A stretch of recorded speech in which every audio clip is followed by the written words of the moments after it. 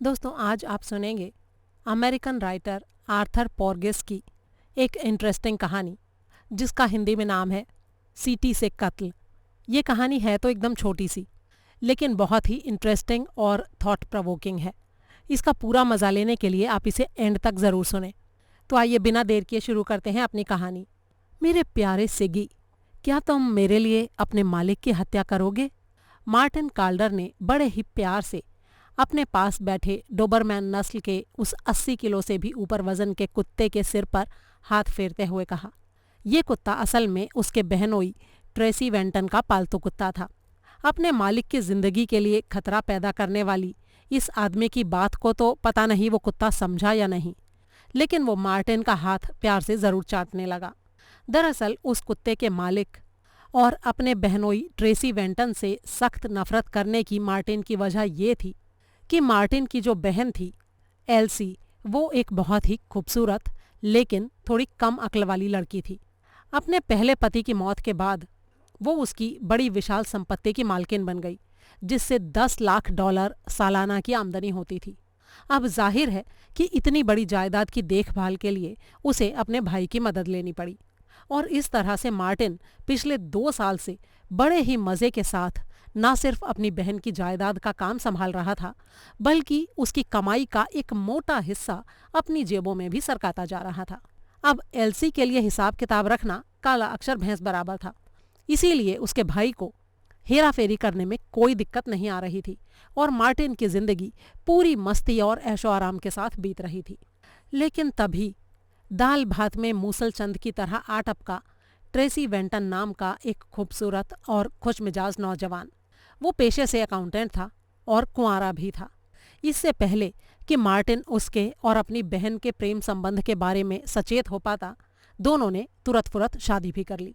अब जाहिर था कि एल्सी का पति बन जाने के बाद जायदाद का सारा कामधाम और हिसाब किताब ट्रेसी वेंटन खुद ही देखने लगेगा, क्योंकि वो एक काफ़ी होशियार अकाउंटेंट था। मार्टिन को खतरा था कि जिस दिन भी शादी की शुरुआती मौज मस्ती के बाद ट्रेसी ने हिसाब किताब के अकाउंट्स खोलकर चेक करने शुरू किए, उसी दिन उसकी सारी पोल पट्टी खुल जाएगी और उसका खेल वहीं खत्म हो जाएगा। हो सकता है भाई होने के नाते उसकी बहन उसे जेल ना भिजवाए, लेकिन उसका ये हलवा पूरी वाला सिलसिला तो खत्म हो ही जाएगा। अगर उसे कोठी से धक्के मारकर ना भी निकाला गया तो भी जहां अभी वो एक बादशाह के रौब के साथ रहता था, वहां उसकी हालत नौकरों से तो क्या, इस कुत्ते सिगफ्रेड से भी गई गुजरी हो जाने वाली थी, जिसको ट्रेसी ने गोश्त खिला खिलाकर एकदम मोटा ताज़ा और हट्टा कट्टा बना रखा था। लिहाजा अपनी सत्ता को बरकरार रखने के लिए मार्टिन ने फैसला कर लिया कि वो अपनी बहन को फिर से विधवा बना देगा। वो उसी सुबह अपना दूसरा हनीमून मनाने के लिए ट्रेसी वेंटन के साथ 15 दिन के लिए न्यूयॉर्क रवाना हो गई थी, और यहाँ पर मार्टिन अकेला रह गया था। उसके साथ था सिर्फ वो कुत्ता जिसका नाम था सिगफ्रेड और जिसे सब प्यार से सिगी कहकर पुकारते थे। सिगी को अपने मालिक की हत्या के लिए तैयार करने के लिए मार्टिन को इतना वक्त काफ़ी था। उस कुत्ते को हथियार के रूप में इस्तेमाल करने की जो करामाती योजना उसके दिमाग में आई थी, उसकी तैयारी उसने कई दिन पहले से ही कर रखी थी। इस काम के लिए वो एक खास सीटी सैकड़ों मील दूर स्थित एक बड़े शहर से खरीद कर लाया था। इस सीटी से हाई पिच आवाज़ निकलती थी, जिसको आदमियों के कानों द्वारा सुन पाना असंभव था, लेकिन कुत्ते उसकी आवाज़ को बड़े ही आराम से सुन सकते थे। अमेरिका में इस तरह की सीटी को कहीं से भी खरीदना कोई ज़्यादा मुश्किल काम नहीं होता, लेकिन फिर भी उसने इसे सैकड़ों मील दूर से खरीदना इसलिए ज़रूरी समझा कि बाद में अगर कहीं कोई गड़बड़ हो गई तो कोई उस सीटी के साथ उसका रिश्ता ना जोड़ सके। इसके साथ ही उसने एक लंबी रबड़ की नली में से बिजली का एक तार गुजार कर इस तरह से तैयार कर लिया था कि वो जब चाहे उसे उस कुत्ते के कॉलर से जोड़ सके। सिगी के गले में जो चमड़े का पट्टा बंधा हुआ था, उसमें सजावट के लिए पीतल के बटन लगे हुए थे, इसलिए उसे बदलने की मार्टिन को कोई ज़रूरत नहीं थी। ये सिर्फ एक संयोग की ही बात थी कि उसने पिछले दिनों ही एक प्रसिद्ध रूसी वैज्ञानिक पावलोव का जीवन चरित्र अखबार में पढ़ा था।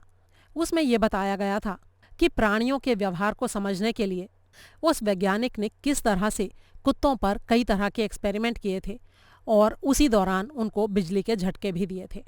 बस इस चीज़ को पढ़ते ही मार्टिन के दिमाग में पूरी योजना एकदम साकार हो उठी थी और उसने उसके लिए सारी जरूरी तैयारियां पहले से ही करके रख ली थी।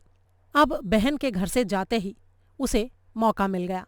अपनी योजना पर अमल करते हुए मार्टिन ने कुत्ते को एक भीतरी कमरे में स्टील के फ्रेम के साथ बांध दिया जो दीवार में मजबूती से गड़ा हुआ था। उसके गले की चेन इतनी छोटी थी और इतनी मजबूत थी कि कुत्ता चाहे कितना ही उछले कूदे या जोर लगाए, लेकिन उसके गले के पट्टे के साथ जुड़ी हुई बिजली के तार वाली रबड़ की वो नली अपनी जगह से हिल नहीं सकती थी। चूंकि मार्टिन ये नहीं चाहता था कि सिगी नाम का वो कुत्ता अपनी तकलीफ के लिए किसी भी रूप में मार्टिन को जिम्मेदार समझे, इसलिए उसने अपनी मर्जी के हिसाब से करंट का फ्लो देने के लिए कई अलग अलग ठिकाने बना लिए थे।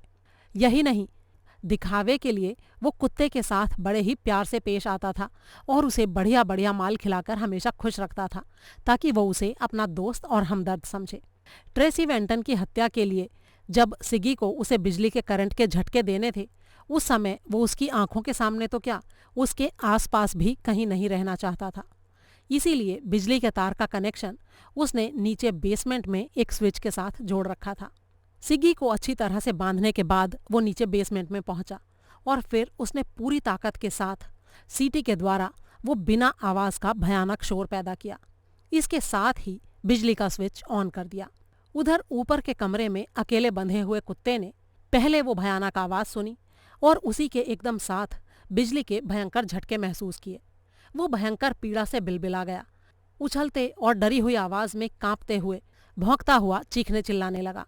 सिगी की जबरदस्त उछल कूद के साथ उसकी दर्द भरी चिल्लाहटें बड़ी तेजी से पहले किकियाहट में और फिर रिरियाहट में बदलती चली गईं।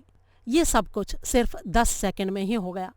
10 सेकंड तक सिगी को बिजली के करंट की भयानक यंत्रणा देने के बाद मार्टिन ने स्विच बंद कर दिया और सीटी को जेब में रखते हुए ऊपर चल दिया। उसे ये देखकर हैरानी हुई कि उसे देखते ही कूं कूं करता हुआ सिगी अपनी पूंछ हिलाते हुए उसकी टांगों से लिपटकर उसके पैरों को चाटने लगा। जाहिर था कि उसे देखते ही कुत्ते ने उसे बिजली के करंट की पीड़ा के साथ जोड़ लिया था और वो ये समझ रहा था कि मार्टिन की वजह से ही उसे उस महाभयानक पीड़ा से मुक्ति मिली है। इसीलिए वो उसे अपना मुक्तिदाता और पीड़ा से छुटकारा दिलाने वाला मानकर उसके पैरों को चाटते हुए अपना आभार प्रकट कर रहा था। यही नहीं, बल्कि अपना प्यार जताने के जोश में वो अपने पिछले पैरों पर खड़ा होकर उसके शरीर से लिपट गया। अचानक हुई इस हरकत के कारण मार्टिन उसका बोझ नहीं संभाल सका और लड़खड़ाकर फर्श पर गिर गया। अपने प्यार भरे आभार प्रदर्शन के लिए सिगी अब उसके मुंह को चाट रहा था। हालांकि एक कुत्ते से अपने मुंह को चटवाना मार्टिन को कतई पसंद नहीं था, लेकिन फिर भी वो मन ही मन खुश था कि अगर ये कुत्ता लोगों के सामने भी इसी तरह का प्यार भरा और दोस्ताना व्यवहार करता रहा तो किसी को भी इस बात का संदेह नहीं होने वाला कि उनका असली संबंध असल में कुछ और ही है।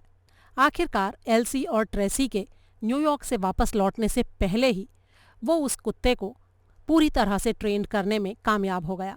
सीटी की आवाज़ के साथ बिजली के झटकों की उस नारकीय पीड़ा का एहसास आपस में जुड़कर सिगी के दिमाग में ऐसे जम गया कि अब उसे करंट का झटका देने की भी ज़रूरत नहीं होती थी। उस सुपरसोनिक सीटी की बिना ध्वनि वाली आवाज़ सुनते ही सिगी बिजली का करंट लगने की आशंका से एकदम पागलों की तरह चिल्लाता हुआ बुरी तरह से उछलने कूदने लगता और उसके मुंह से झाग निकलने लगते। फिर थोड़ी देर बाद जब मार्टिन उसके सामने आता तो उसकी खुशी का पारावार न रहता और वो उसके शरीर से लिपटते चिपटते हुए उसके कदमों में लोट लगाने लगता। अब मार्टिन को अपने प्लान की सफलता में जरा भी संदेह बाकी नहीं रह गया था, क्योंकि वो सिगी को पूरी तरह से ट्रेन कर चुका था। अब बस आखिर में इस बात की जांच और करनी बाकी थी कि सिगी उस सीटी की आवाज़ को कितनी दूर से सुन सकता था। चेक करने पर उसने पाया कि 200 मीटर की दूरी तक से सिगी उस सीटी की आवाज़ बड़े आराम से सुन सकता था। जब एल्सी और ट्रेसी वेंटन 2 हफ्ते बाद न्यूयॉर्क से हनीमून मनाकर लौटे तो उन्हें ना तो सिगफ्रेड में कोई परिवर्तन नजर आया और ना ही उसकी ट्रेनिंग से संबंधित कोई चीज़ कहीं दिखाई दी, क्योंकि मार्टिन ने वो सारी चीज़ें वहाँ से ऐसे गायब कर दी थी कि ढूंढने पर भी उनका पता ना चले। बस एक सीटी ही बाकी रह गई थी जिसे वो अपनी पैंट की जेब में छिपा कर रखता था। लौटने के अगले दिन ही ट्रेसी वेंटन को अपने किसी काम से लॉस एंजलिस जाना पड़ गया। चूंकि ट्रेसी 2 हफ्ते के लंबे समय के बाद अपने प्यारे कुत्ते से मिला था और वहाँ से लॉस एंजलिस का सफ़र भी करीब 100 मील का था। इसलिए उसने कुत्ते को भी अपने साथ ले जाने का फैसला कर लिया। मार्टिन को उम्मीद नहीं थी कि उसे अपनी योजना को असली जामा पहनाने का मौका इतनी जल्दी मिल जाएगा।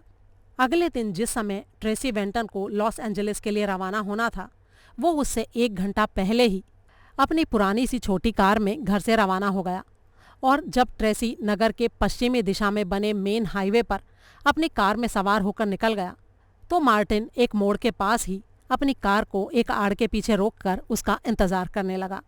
जैसे ही उसे ट्रेसी की बड़ी सी ब्यूक गाड़ी दिखाई दी, वो फौरन उसके पीछे लग गया। अगली सीट पर ट्रेसी के बगल में बैठे सिगी को देखकर उसने संतोष की सांस ली। किस्मत भी पूरी तरह से उसका साथ दे रही थी। उसकी योजना की सारी गोटियां अपने आप ही फिट होती जा रही थीं। मार्टिन करीब 100-125 मीटर की दूरी से ट्रेसी की कार का पीछा कर रहा था। अब उसे सामने से बस किसी बड़े ट्रक के आने का इंतजार था। थोड़ी देर बाद ही मार्टिन को वो मौका भी मिल गया जिसका उसे इंतजार था। ट्रेसी ने अचानक अपनी कार की स्पीड बढ़ा दी और अब वो 120 किलोमीटर से भी ऊपर की स्पीड से बाकी कारों को पीछे छोड़ता हुआ आगे बढ़ा जा रहा था। मार्टिन को अपनी पुरानी कार में अपना निश्चित फासला बनाए रखने में थोड़ी मुश्किल होने लगी। उसे लगा कि जल्दी ही ट्रेसी उसे काफ़ी पीछे छोड़कर उससे बहुत आगे निकल जाएगा और इसके साथ ही एक बेहतरीन मौका उसके हाथ से चला जाएगा। लेकिन तभी उसे सामने से एक छोटा ट्रक आता दिखाई दिया। उसकी रफ्तार निश्चित रूप से 100 किलोमीटर के आसपास ही थी। मार्टिन ने फुर्ती से सीटें निकालकर अपने दांतों में दबा ली और साथ ही अपनी कार को सावधानी के साथ ट्रैफिक से निकालकर सड़क के किनारे की तरफ ले आया, ताकि होने वाले एक्सीडेंट का असर उसके ऊपर ना हो। अपनी कार की स्पीड को कम करते हुए उसने पूरी ताकत से उस सीटी को बजाया, जिसकी आवाज़ को इंसानों के कान सुनने में पूरी तरह से असमर्थ थे, लेकिन सिगी के कान निश्चित रूप से सुन सकते थे। इधर सीटी बजी और उधर उसके साथ ही ब्यूक में बैठे हुए उस डोबरमैन नस्ल के कुत्ते ने बिल्कुल उसकी उम्मीद के अनुसार ही प्रतिक्रिया की। सीटी की आवाज़ को सुनते ही वो बुरी तरह से घबरा गया और गाड़ी के अंदर अपने विशाल शरीर के साथ एकदम तड़प कर इस तरह से चीखता चिल्लाता हुआ जोर जोर से उछलने कूदने लगा, मानो उसे वाकई करंट के ज़बरदस्त झटके लग रहे हों। उसकी इस अचानक हुई चीख चिल्लाहट और ज़बरदस्त उछल कूद से ट्रेसी बुरी तरह से बौखला गया और तेज़ स्पीड पर चलती हुई कार पर से अपना कंट्रोल खो बैठा। उसकी कार बड़ी ही तेज़ी के साथ सामने से आते हुए उस ट्रक से जाकर टकराई। ये टक्कर इतनी ज़ोरदार थी कि न केवल दोनों वाहनों के ड्राइवर ऑन द स्पॉट मारे गए, बल्कि आगे पीछे से आती हुई कारें भी उनसे टकराकर दुर्घटनाग्रस्त हो गईं। 1 दर्जन से ऊपर आदमी बुरी तरह घायल हो गए। मार्टिन और उसकी कार इसलिए बच गए क्योंकि उसे होने वाली दुर्घटना के बारे में पहले से ही पता था और इसीलिए वो अपनी कार को समय से पहले ही सड़क के किनारे की तरफ निकाल लाया था। उसका काम इतनी आसानी और सफाई के साथ पूरा हो गया था कि अब उसका दिल बल्लियों उछल रहा था। लेकिन इससे पहले कि वो उस खुशी को पूरी तरह से महसूस कर पाता, अचानक ही उसके शरीर में धनुष जैसा तनाव आया और सामने एक नए खतरे को देखकर उसके पेट में दर्द का एक गोला सा पूरी ताकत के साथ घूमने लगा। एक्सीडेंट हुई उन कारों के ढेरों के बीच में से उसे सिगी ऊपर निकलता हुआ दिखाई दिया। उसकी नाक से खून बह रहा था। उसके शरीर पर और भी कई छोटे मोटे घाव थे और वो थोड़ा लंगड़ा भी रहा था। लेकिन पता नहीं किस चमत्कार और मजबूत शरीर की जिस्मानी ताकत की वजह से उसे कोई खास ज्यादा चोटें नहीं लगी थीं। बुरी तरह डरा हुआ और भ्रमित होने के साथ ही उसे अपने हमदर्द दोस्त के आसपास होने की गंध मिल गई थी और वो संकट की उस घड़ी में जल्दी से जल्दी मार्टिन के पास पहुंच जाना चाहता था। इसीलिए वो सीधा उसी की तरफ दौड़ता हुआ चला आ रहा था। मार्टिन का दिमाग बिजली की सी तेजी के साथ घूमने लगा। उसने सोचा, अगर कुत्ता उस तक पहुंच गया तो सब गड़बड़ हो जाएगा। उसे पुलिस को अपने यहाँ मौजूद होने की वजह बताना मुश्किल हो जाएगा। हो सकता है पुलिस उसका इस एक्सीडेंट के साथ कोई संबंध ढूंढने की कोशिश में भी जुट जाए। और फिर सबसे बड़ी बात, मुसीबत की जड़ वो कमबख्त सीटी भी तो अभी उसकी जेब में ही मौजूद थी। मार्टिन ने बड़ी ही फुर्ती के साथ अपनी कार को सड़क के किनारे पर ही मोड़ा और अपने पीछे खड़ी कारों के बीच से निकालता हुआ वापस लौट पड़ा। इस चक्कर में 1-2 कारों के साथ उसकी कार रगड़ भी खा गई और उनके मालिकों ने गुस्से में चिल्लाकर उसे गालियां भी दी। लेकिन सौभाग्य से अभी तक पुलिस की कोई गश्ती कार वहां तक नहीं पहुंची थी, इसलिए वो अपनी कार को वहां से सुरक्षित निकालकर अगले मोड़ से दूसरी सड़क पर घूमने में कामयाब हो गया। रास्ते में मौका देखकर उसने वो सीटी एक जगह घनी झाड़ियों में फेंक दी। सीटी को फेंकने के बाद मार्टिन ने चैन की एक लंबी सांस ली। अब चाहे कोई आकाश पाताल भी एक क्यों ना कर ले, ट्रेसी वेंटन की मौत के पीछे उसका हाथ होने की बात साबित करना तो दूर, अब कोई उस पर संदेह तक नहीं कर पाएगा। अब एल्सी हमेशा के लिए उसी के ऊपर निर्भर होकर रह जाएगी और आगे से वो इस बात के लिए पूरी तरह से अलर्ट रहेगा कि वो किसी और के प्रेम जाल में फंसकर उससे शादी ना करने पाए, ताकि किसी और खतरे की संभावना ही पैदा ना हो। तीसरे दिन अंतिम संस्कार के समय एल्सी रो रो कर हलकान हुए जा रही थी। मार्टिन भी दिखावे के लिए बड़ा ही उदास और गमगीन सा चेहरा बनाए खड़ा था, लेकिन मन ही मन वो बहुत खुश था कि उसकी योजना पूरी तरह कामयाब रही और किसी को उस पर किसी किस्म का संदेह नहीं हुआ। वैसे अपनी सफलता का अधिकतर श्रेय वो सिग्गी को ही दे रहा था, जिसने बिल्कुल उसकी उम्मीद के अनुसार ही व्यवहार किया था। उसी की वजह से ट्रेसी वेंटन मौत का शिकार बना था। ट्रेसी का ही एक पुराना दोस्त इस वक्त सिग्गी को लिए हुए कब्र से दूर खड़ा था। सिग्गी के शरीर पर कई जगह सफ़ेद पट्टियां बंधी हुई थीं और वो अपने विशालकाय शरीर के कारण उस समय किसी कुत्ते की बजाय ऐसा आदमी दिखाई दे रहा था जो अपने हाथ पैरों के सहारे जमीन पर खड़ा हो। कब्र के पायताने की तरफ खड़ा मार्टिन पादरी के प्रवचनों को बड़े ध्यान से सुन रहा था और अपना आगे का प्रोग्राम बनाने में लीन था। उसके पास खड़ी एल्सी ने फिर से रोना शुरू कर दिया था, क्योंकि उस वक्त ताबूत को उस गहरी कब्र में उतारने की तैयारियां होने लगी थी। तभी अचानक एक जेट विमान उनके ऊपर से होकर गुजरा, जिसकी तेज आवाज में पादरी की आवाज डूब गई। शोक में शामिल लोगों ने गर्दन ऊपर करके नाराज निगाहों के साथ उस जेट विमान को देखा और ठीक उसी समय अचानक ही सिग्गी पागलों की तरह उछलते हुए उस अदृश्य यातना से बचने की कोशिश में बुरी तरह से चीखने चिल्लाने लगा, जो उसे बिजली के करंट के रूप में मार्टिन द्वारा दी जाती रही थी। उससे बचने के लिए वो तेजी से भागता हुआ अपने हमदर्द और अपने प्यारे दोस्त मार्टिन की तरफ लपककर उससे लिपट गया। खुली कब्र के किनारे पर खड़ा मार्टिन उसकी इस अचानक हरकत के लिए कतई तैयार नहीं था, लिहाजा अचानक लगे इस जबरदस्त धक्के को वो संभाल नहीं पाया और लड़खड़ाकर सिर के बल कब्र के गहरे गड्ढे में जा गिरा। उसके हलक से एक तेज चीख निकली और फिर कब्र के आसपास खड़े सारे लोगों ने उसके धड़ाम से नीचे गिरने और गर्दन की हड्डी टूटने की आवाज़ें अपने इंसानी कानों द्वारा साफ साफ सुनी। हर आदमी आश्चर्य के साथ ये सोच रहा था कि कुत्ते को अचानक क्या हुआ। सभी लोग उसे ही घूर रहे थे। कुत्ते का बदन डर के मारे तो अभी भी कांप रहा था, लेकिन अब वो पहले की तरह शांत और आवेशहीन नजर आ रहा था। किसी को कुछ समझ में नहीं आया कि कुत्ते ने ऐसा क्यों किया, और उन लोगों के पास ये जानने का कोई जरिया नहीं था और वो कभी नहीं जान पाएंगे कि 1000 किलोमीटर प्रति घंटे से भी ज़्यादा तेज़ रफ्तार से उड़ते हुए उस जेट विमान की आवाज़ शून्य से गुजरती हुई कब उस विशेष बिंदु पर पहुंच गई थी कि वो मार्टिन की सीटी जैसी सुपरसोनिक वेव्स में बदल गई थी। दोस्तों, ये कहानी आपको कैसी लगी, इसके बारे में अपनी राय कमेंट बॉक्स में ज़रूर शेयर करें और प्लीज़ वीडियो को ज़्यादा से ज़्यादा शेयर करना बिल्कुल भी ना भूलें। जल्दी ही एक और उम्दा कहानी के साथ आपसे फिर मुलाकात होगी। तब तक के लिए अलविदा।